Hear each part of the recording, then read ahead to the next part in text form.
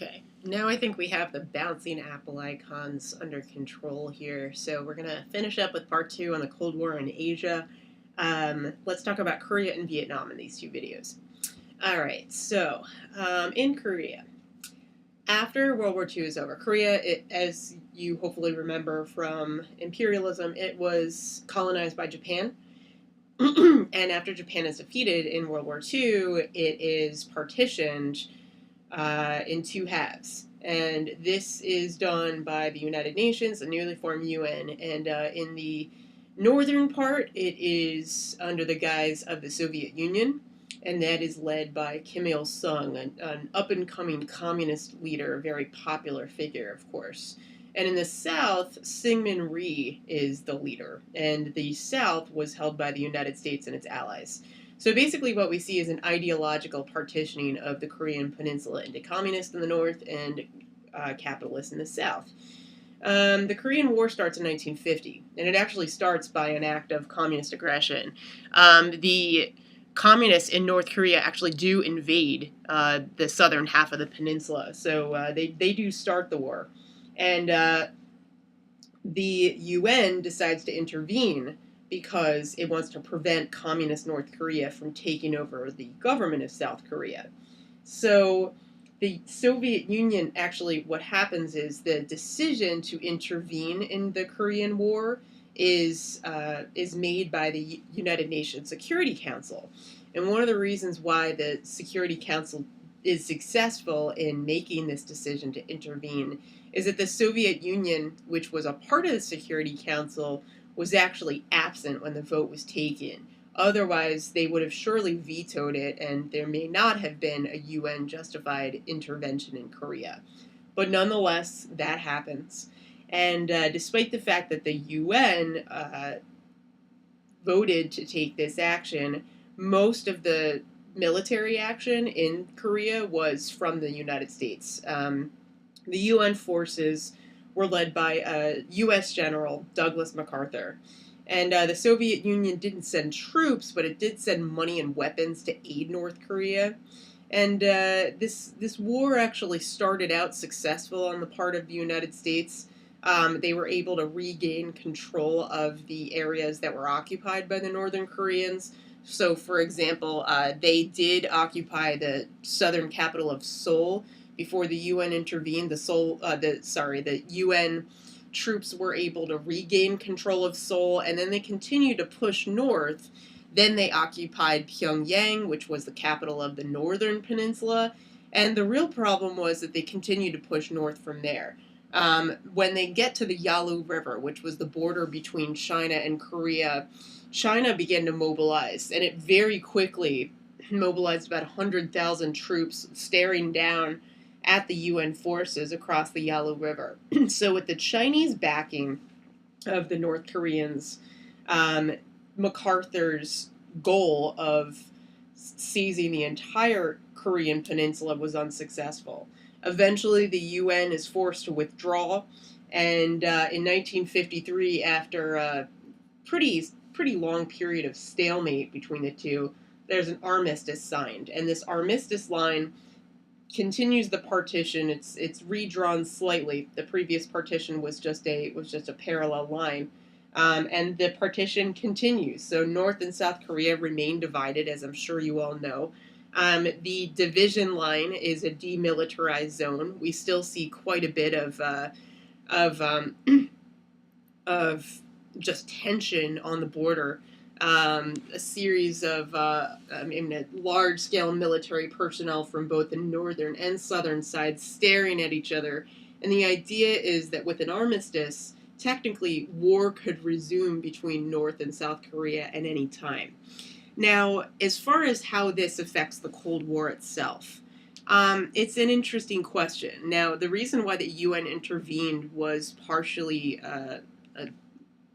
part of the containment theory, which you should just remember from a general overview of the Cold War. The idea was to stop communism from spreading into further regions. Now, because North Korea was already communist, technically they were successful in containing communism. North Korea was not successful in incorporating the southern part of the peninsula. So, at least in terms of the Korean War, they weren't able to regain ground, but in terms of containment, they did do what they set out to do.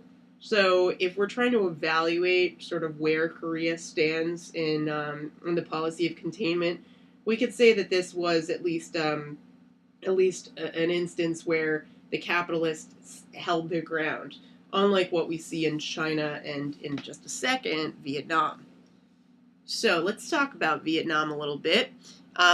This is, again, something that is largely led by the United States, right? And this is interesting because this is a major military failure on the part of the United States, and arguably the U.S. didn't necessarily learn from a previous colonial nation, France, that was in Vietnam up until 1954 and withdrew because they knew that Vietnamese nationalism was incredibly strong, that they were not going to be able to maintain hold on their colony. So when the French withdraw, there already is a serious anti-foreign, anti-colonial sentiment in Vietnam.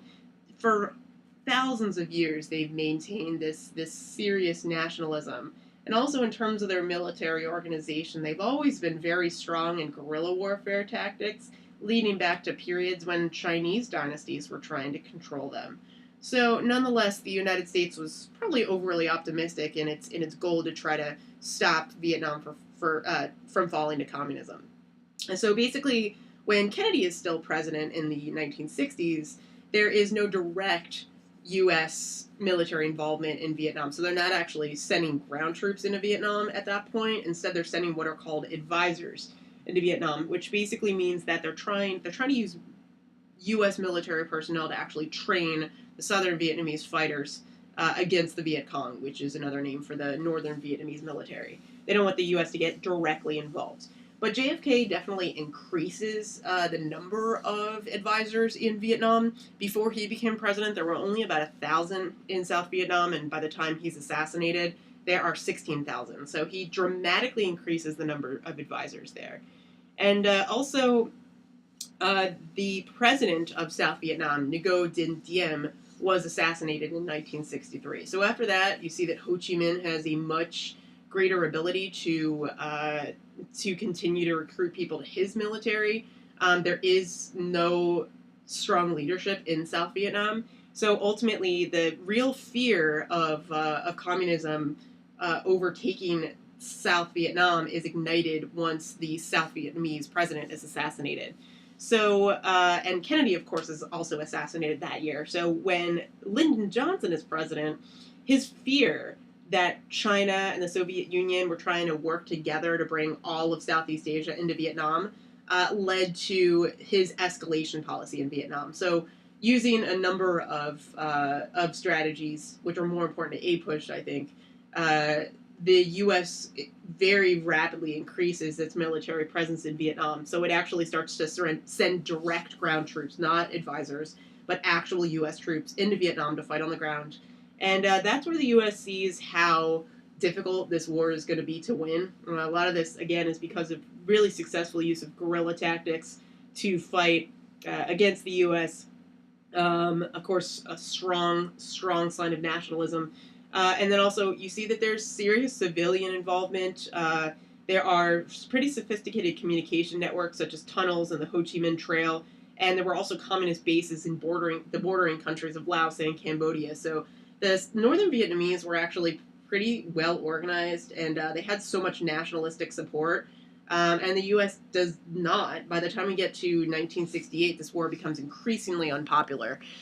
In January of 1968, the Tet Offensive was a northern Vietnamese offensive move. Tet is a holiday in Vietnam, and so the southern Vietnamese and also the U.S. troops in the south of Vietnam were sort of letting their guard down because it was a holiday, and there was this large-scale offensive that was launched on them, which, even though actually technically could be regarded as a U.S. victory because they did respond fairly effectively to the Tet attacks.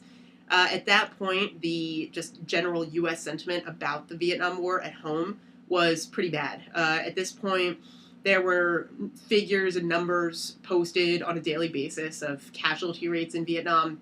Of course, this was a war that involved a draft, which was increasingly unpopular because people who had means could defer from the draft by going to college, whereas people who were poor, who couldn't afford college, had to go. And so this was also one of the reasons why the civil rights movement was really igniting in the U.S. Disproportionately, people of color were unable to avoid the draft for financial reasons. So in 1968, we see a transfer of power. Lyndon Johnson decides not to run at all for president, and when Nixon runs, his promise, his campaign slogan, essentially is peace with honor. So he gets elected in 1968 largely because the American people are thinking that the Vietnam conflict is going to come to an end.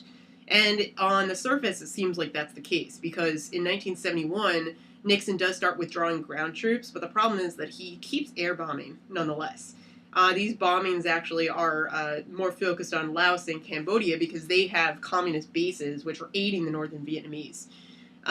Peace talks are slow, but they start in 1973 in Paris, but they do not really result in much of anything because the fighting continues in Vietnam. Nixon at this point has resorted to a new policy called Vietnamization, which basically means that as U.S. troops withdraw, the idea is to return the responsibility of winning the war against communism to the Vietnamese proper, right? The idea was that it wasn't an American war to fight anymore. But with that withdrawal of all that support, the southern Vietnamese were increasingly unsuccessful. And by 1975, Saigon is conquered by the northern Vietnamese.